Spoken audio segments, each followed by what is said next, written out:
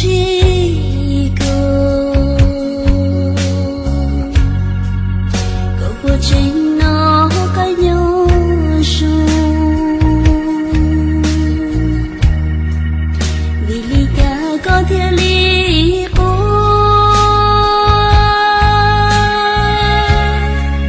chỉ cho qua ai hay kia trao cô vì là nó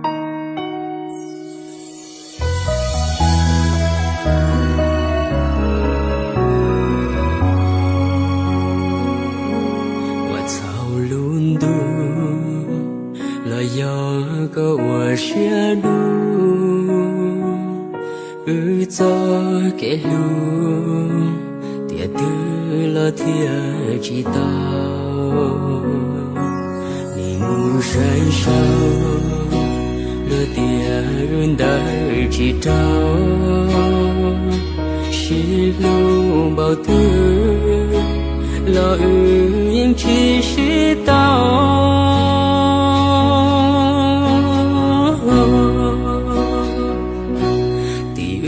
gió mộng lời gió câu chia phê mù say cả thế mưa tiền cũng chỉ sợ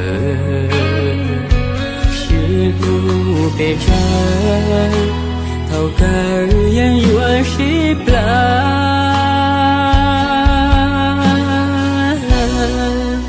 mùa lìa trâu gió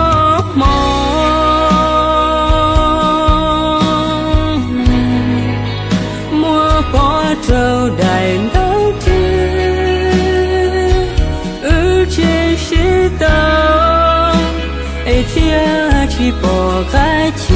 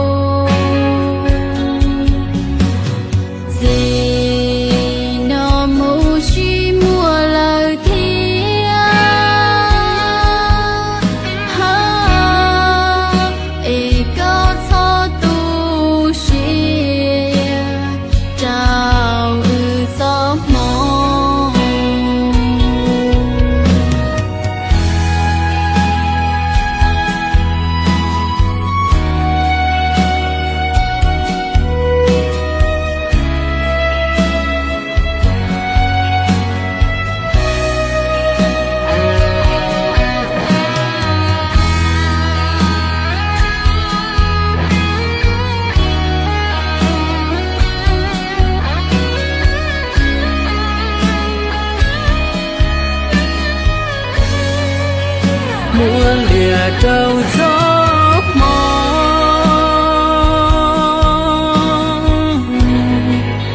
mùa có trâu đại đấu chơi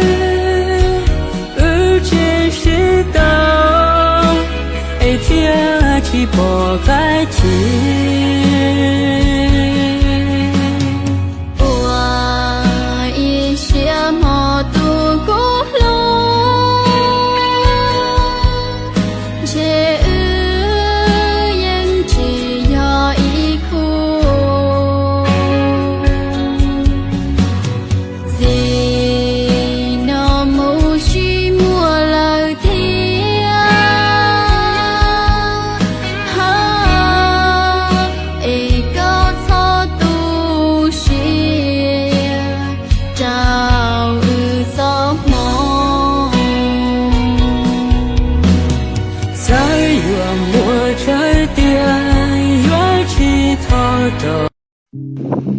Hello, chào mọi người, đây nè, đang tổ chức bóng đá giải nha.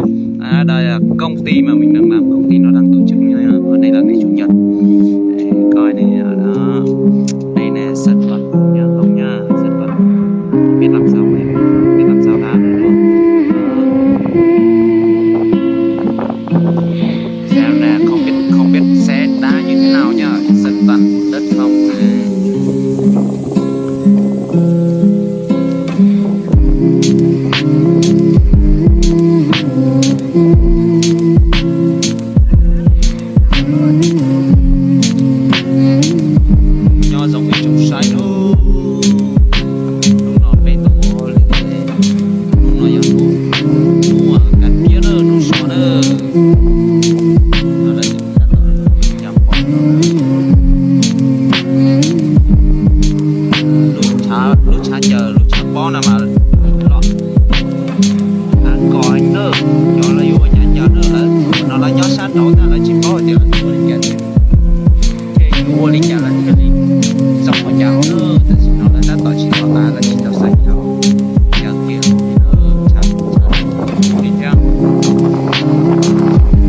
Hãy subscribe là chào ô nữa chào phụng nữa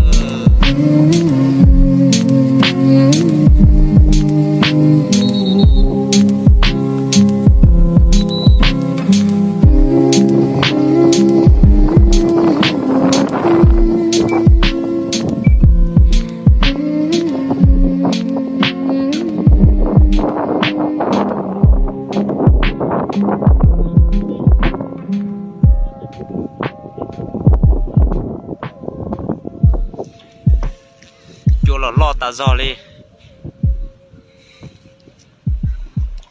là nhỏ sang rổ dưới nữa chỉ tao bao nhiêu là chán giờ nữa là anh chán à đây anh lo tay mốt nữa